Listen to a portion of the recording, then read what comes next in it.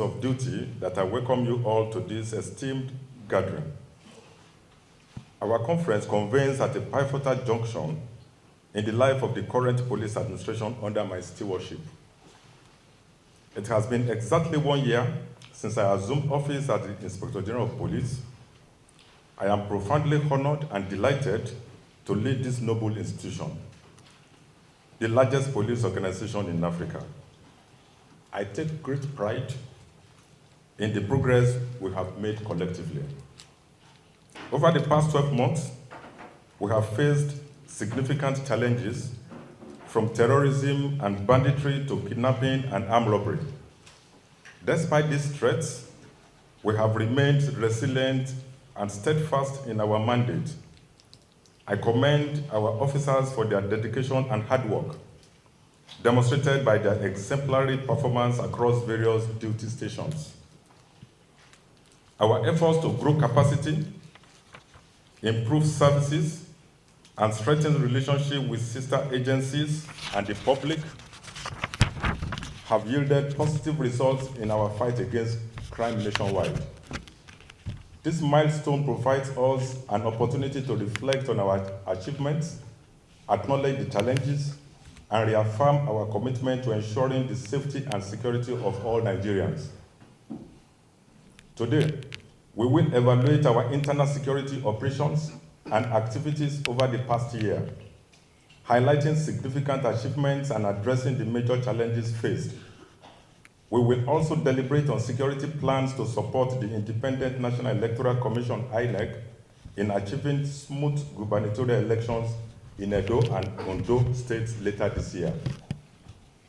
I express my profound gratitude to God Almighty for His benevolence towards me, my family, and the Nigerian police force. It is often said, unless the Lord watches over the city, the guards stand watch in vain. This has been my reality as I navigate the challenges of leading the force. Our administration took office at a crucial period in our democracy, marked by significant tests of our democratic credentials. I commend the professionalism and restraint exhibited by officers during the labor strikes of July 2023 and June 2024. These situations required tact, wisdom, and objectivity. Our response showcased our commitment to the rule of law, democratic values, and human rights. It is not all over yet. We will continue to refine our strategies to ensure safety and security at protests and public gatherings. Nigeria has grappled with various security challenges for years, including terrorism, banditry, kidnapping, secessionist agitation, cybercrimes, and other criminalities. To address this, we conceived a Special Police Intervention Unit, the Special Intervention Squad, SIS, consisting of specially trained officers focused solely on rapid and proactive crisis intervention. The SIS has achieved significant success, particularly in FCT, where it was launched on January 17, 2024. We must continue to sustain our strategies and maintain internal security. The need to enhance our intelligence arm led to the upgrade of the Force Intelligence Bureau to a full-fledged department, headed by a Deputy Inspector General of Police. This strategic investment underscores our commitment to modernizing the Nigerian police force. Assistant Commissioners of Police now head both zonal and state intelligence departments, enhancing our operational effectiveness.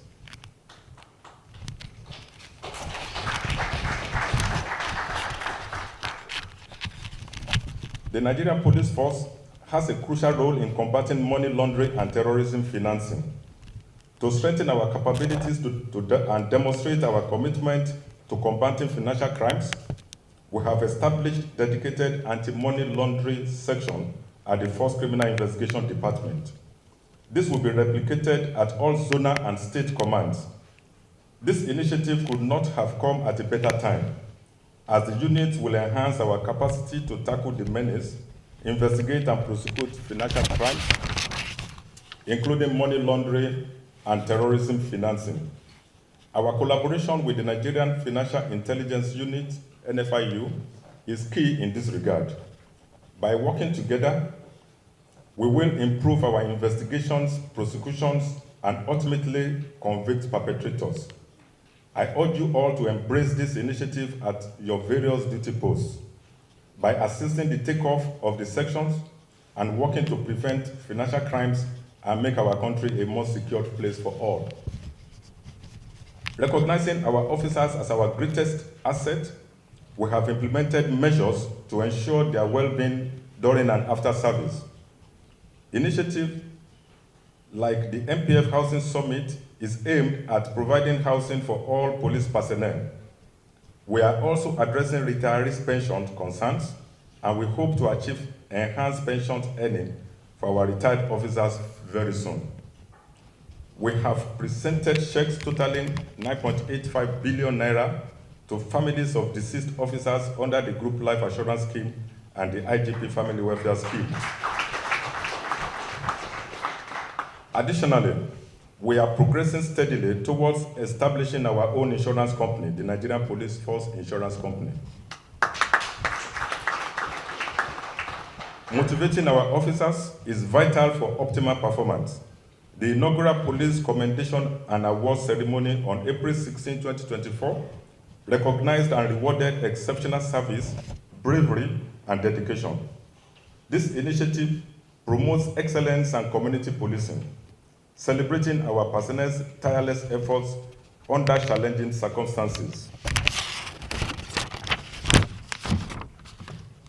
We have received tremendous support from the President and Commander-in-Chief of the Armed Forces of the Federal Republic of Nigeria, President Bola Ahmed Tinubu, GCFR, evidenced by the acquisition of modern operational assets, the declaration of April 7 as National Police Day, and various other welfare programs.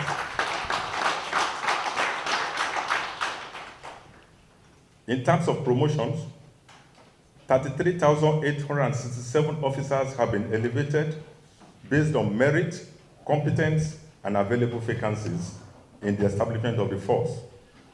This commitment to fairness and excellence must continue. We are prioritizing human capacity development within the force, having implemented a range of training programs, including refresher and reorientation courses across all state commands. These initiatives aim to enhance professionalism and effect positive attitudinal and behavioral changes among our officers, leading to improved service delivery and community engagement. Our leadership has also advanced infrastructural development. We shall be commissioning in few days ahead completed projects such as the Nigerian Police Resource Center, the International Conference Center, located within the same premises with the Police Resource Center, the Nigerian Police Force National Cybercrime Center, the Force Intelligence Building, the Force Public Relations School, the Police Intelligence School located in Share, Kwara State, and evidence/exhibit storage facilities. We shall also be commissioning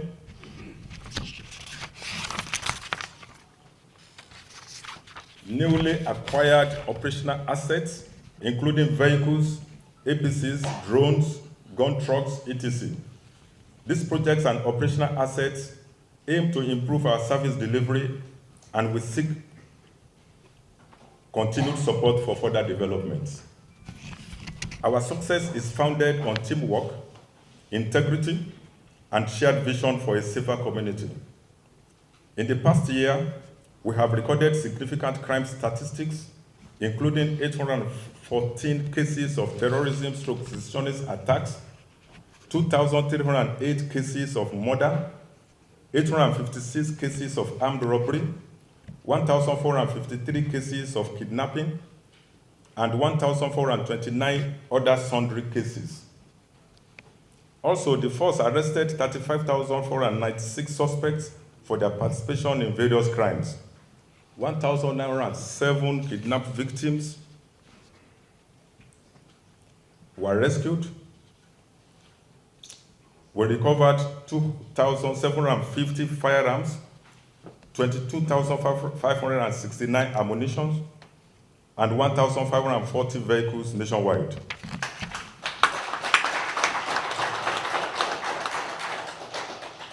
The Special Intervention Squad, SIS, has achieved significant successes in dismantling criminal gangs involved in banditry, kidnapping, and armed robbery. Through various operations, we have arrested numerous suspects, recovered weapons including GPMGs, seized large quantities of ammunition of various calibers, confiscated radio frequency jamming equipment and anti-drone devices being used by bandits, rescued many kidnapped victims, foiled several bank robbery attempts,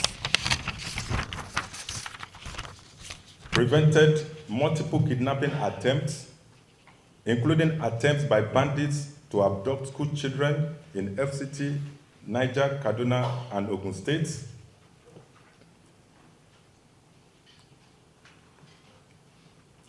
Also worthy of mentioning is the recovery of 1,100 registered SIM cards from a notorious gang operating in FCT and neighboring states.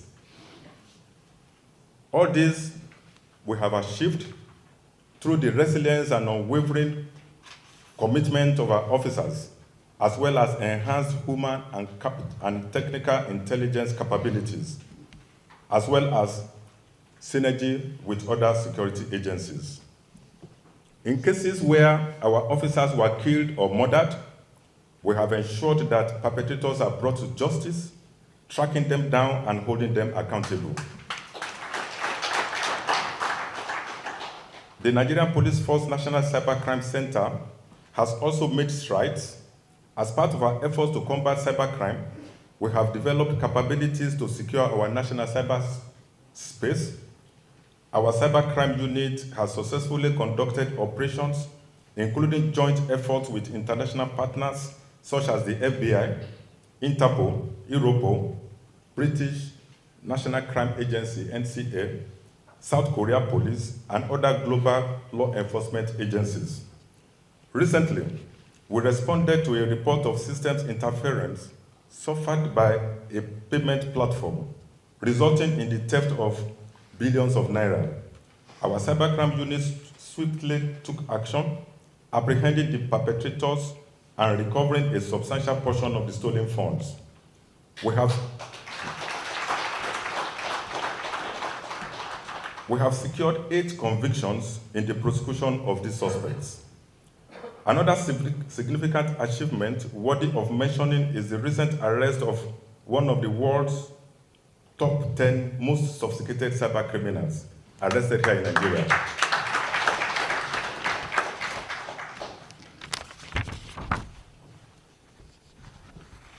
Our efforts to combat crimes and criminality are yielding positive results, and we are proud of the progress we are making. The legal stroke prosecution section has successfully prosecuted 29,052 criminal cases, securing 16,200 convictions. The IGP Special Task Force on Petroleum and Illegal Bunkering has arrested suspects and recovered significant quantities of adulterated AGO and stolen crude oil. The Explosive Ordnance Disposal EODCBRN unit has rendered safe numerous IEDs, enabling the reintegration. I have 4 questions, answer all. Question 1 is on the MPF-PSC frosty relationship as it was put by the gentleman who asked the question, and my reaction to the group calling for my removal as the IG.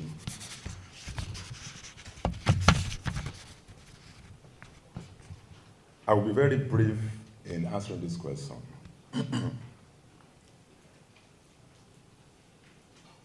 The wise men sitting at the Supreme Court, while ruling on the controversial and constitutional issue surrounding police recruitment gave the final authority to recruit into the police to the Police Service Commission. There is no problem with that. The judgment of the Supreme Court is sound, clear, and unambiguous. The issue lies elsewhere. The Supreme Court, in its wisdom, recognizing that the police is the end user of these recruits, did not exclude the police from participating in the recruitment exercise into the police force.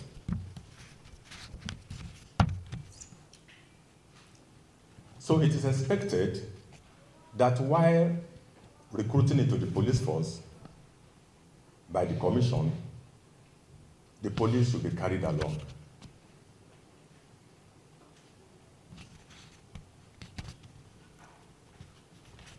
The Inspector General of Police of Nigeria leads the largest police force in Africa. Over 300,000 officers and men look up to him for guidance and for leadership. He cannot sit down and look on and see how recruitment into the police force is anyhow. He cannot afford to disappoint the officers and men that he's leading. He has a duty to ensure quality recruitment into the police. And that includes quality participation of the police in the recruitment exercise. And that is exactly what we are doing. We are doing everything possible to make sure that qualified and trainable individuals are recruited into the police. The problems we are having with the police now starts with the recruitment. If we don't pay attention to recruitment, a disaster is awaiting us. We can't sit here as members of the force management team and allow that to happen. And that is why we are raising issues when we see issues. The first PRO made an announcement earlier, and we have also written to the Police Service Commission expressing our concerns with the published list of successful candidates in the exercise.